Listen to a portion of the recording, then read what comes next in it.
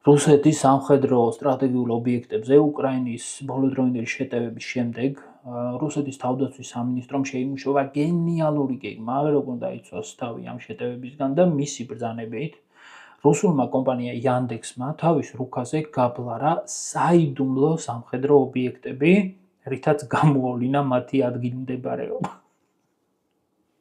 საინტერესო ის არის, რომ ეს ობიექტები ჯერ კიდევ ჩვეულებრივად ჩანს Google Maps-ზე, შესაბამისად, ესე ვთქვათ, ბუნდოვანი წერტილების მიღმა, თავისუფლად შეიძლება დავინახოთ რა ობიექტებია და მათ შორის გასაჯაროვდა სამრეწველო სამხედრო კომპლექსი ავანგარდის ადგილმდებარეობა, რომელიც სახელით არც იძებნება, ასევე შორმაძილზე რადარების სისტემების ეროვნული კვლევითი ცენტრი და ხრუმშევის სამხედრო სამრეწველო კომპლექსი, რომელიც ასევე იყო აქამდე საიდუმლო.